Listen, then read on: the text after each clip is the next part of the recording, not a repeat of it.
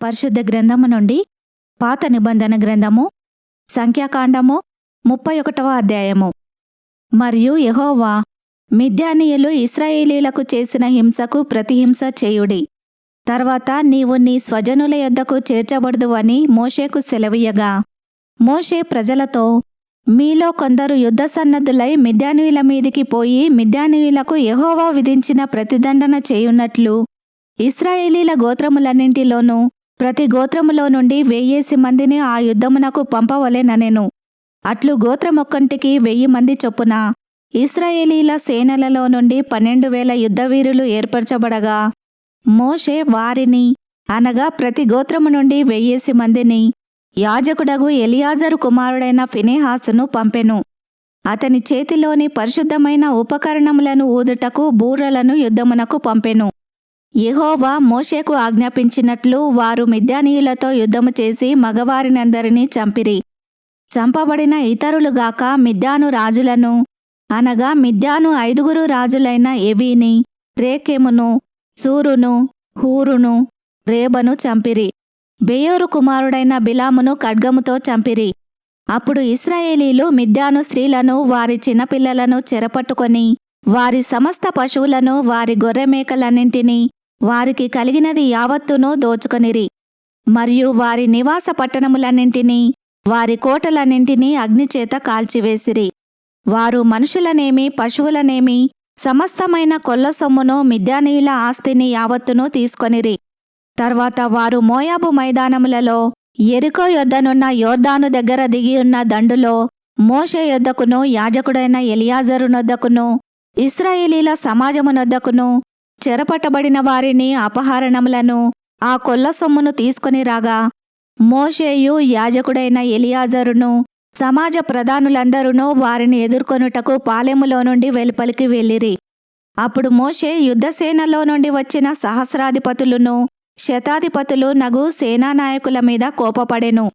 మోషే వారితో, మీరు ఆడువారినందరినీ బ్రతకనిచ్చితిరా? ఇదిగో బిలాము మాటను బట్టి పెయోరు విషయంలో ఇశ్రాయేలీల చేత యెహోవా మీద తిరుగుబాటు చేయించిన వారు వీరు కాదా? అందుచేత యెహోవా సమాజములో తెగులు పుట్టియుండెను గదా. కాబట్టి మీరు పిల్లలలో ప్రతి మగవానిని, పురుష సంయోగము ఎరిగిన ప్రతి స్త్రీని చంపుడి. పురుష సంయోగము ఎరుగని ప్రతి ఆడపిల్లను మీ నిమిత్తము బ్రతకనీయుడి. మీరు 7 దినములు పాలెము వెలుపట ఉండవలెను. మీలో నరుని చంపిన ప్రతివాడును, చంపబడిన నరుని ముట్టిన ప్రతివాడును, మీరు చెరపట్టిన వారును 3వ దినమున 7వ దినమున మిమ్మును మీరే పవిత్రపరచుకొనవలెను. మీరు బట్టలన్నింటినీ, చర్మ వస్తువులన్నింటినీ, మేక వెంట్రుకల వస్తువులనన్నింటినీ, కొయ్య వస్తువులన్నింటినీ పవిత్రపరచవలననెను. అప్పుడు యాజకుడగు ఎలియాజరు యుద్ధమునకు పోయిన సైనికులతో, యెహోవా మోషేకు ఆజ్ఞాపించిన విధి ఏదనగా, మీరు బంగారును, వెండిని, ఇత్తడిని, ఇనుమును, తగరమును, సీసమును అనగా అగ్నిచేత చెడని సమస్త వస్తువులను మాత్రము అగ్నిలో వేసి తీయవలెను. అప్పుడు అవి పవిత్రమగును. అయితే పాప పరిహారార్థ జలము చేతను వాటిని పవిత్రపరచవలెను. అగ్నిచేత చెడునట్టి ప్రతి వస్తువును నీళ్లలో వేసి తీయవలెను. 7వ దినమున మీరు మీ బట్టలు ఉదుకుకొని పవిత్రులైన తర్వాత పాలెములోనికి రావచ్చుననెను. మరియు యెహోవా మోషేకు ఈలాగు సెలవిచ్చెను, నీవును యాజకుడగు ఎలియాజరును సమాజం యొక్క పితరుల కుటుంబములలో ప్రధానులను మనుషులలోనేమి పశువులలోనేమి చెరపట్టబడిన దోపుడు సొమ్ము మొత్తము లెక్కించి 2 భాగములుగా చేసి యుద్ధమునకు పూనుకొని సేనగా బయలుదేరిన వారికి సగమును, సర్వ సమాజమునకు సగమును పంచిపెట్టవలెను. మరియు సేనగా బయలుదేరిన యోధుల మీద యెహోవాకు పన్ను కట్టి ఆ మనుషులలోనూ పశువులలోనూ గాడిదలలోనూ గొర్రెమేకలలోనూ 500కు 1 చొప్పున వారి సగములో నుండి తీసుకొని యెహోవాకు ప్రతిష్ఠార్పణముగా యాజకుడైన ఎలియాజరుకు ఇయ్యవలెను. మనుషులలోనూ పశువులలోనూ గాడిదలలోనూ గొర్రెమేకలలోనూ సమస్త విధముల జంతువులలోనూ 70ంటికి 1 చొప్పున ఇశ్రాయేలీలు సగములో నుండి తీసుకొని యెహోవా మందిరమును కాపాడు లేవీయులకు ఇయ్యవలెను. యెహోవా మోషేకు ఆజ్ఞాపించినట్లు మోషేయు యాజకుడైన ఎలియాజరును చేసిరి. ఆ దోపుడు సొమ్ము అనగా ఆ సైనికులు కొల్లబెట్టిన సొమ్ములో మిగిలినది 6,75,000 గొర్రెమేకలను, 72,000 పశువులను, 61,000 గాడిదలను, 32,000 మంది పురుష సంయోగమెరుగని స్త్రీలును, అందులో అరవంతు అనగా సైన్యముగా పోయిన వారి వంతు గొర్రెమేకల లెక్క ఎంతయనగా 3,37,500.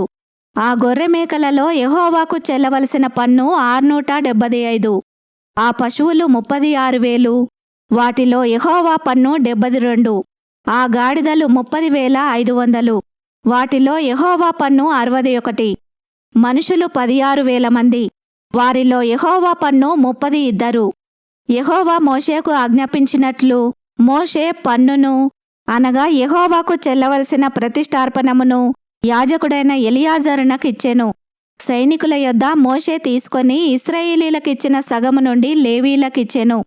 3,37,500 గొర్రెమేకలును, 36,000 గోవులును, 30,500 గాడిదలును, 16,000 మంది మనుషులును సమాజమునకు కలిగిన సగమై ఉండగా, మోషే ఇశ్రాయేలీలకు వచ్చిన ఆ సగము నుండి మనుషులలోనూ జంతువులలోనూ 70 ఒకటి చొప్పున తీసి యెహోవా మోషేకు ఆజ్ఞాపించినట్లు యెహోవా మందిరమును కాపాడు లేవీలకిచ్చెను. అప్పుడు సేనా సహస్రముల నియామకులు అనగా సహస్రాధిపతులును శతాధిపతులును మోషే యొద్దకు వచ్చి, నీ సేవకులమైన మేము మా చేతి క్రిందనున్న యోధులను లెక్కించి మొత్తము చేసితిమి. మాలో ఒక్కడైనను మొత్తమునకు తక్కువ కాలేదు.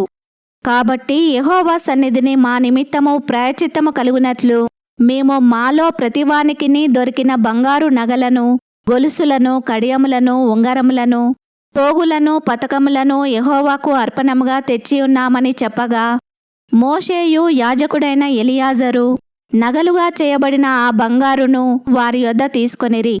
సహస్రాధిపతులును శతాధిపతులును ప్రతిష్ఠార్పణముగా యెహోవాకు అర్పించిన బంగారమంతయు 16,750 తులములు.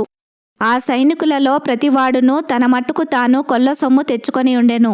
అప్పుడు మోషేయు యాజకుడైన ఎలియాజరును సహస్రాధిపతుల యొద్ద నుండియు శతాధిపతుల యొద్ద నుండియు ఆ బంగారును తీసుకొని యెహోవా సన్నిధిని ఇశ్రాయేలీలకు జ్ఞాపకార్థముగా ప్రత్యక్షపు గుడారమున ఉంచిరి. ఈ వాక్యమును విన్న మిమ్ములందరినీ దేవుడు దీవించునుగాక. ఆమెన్.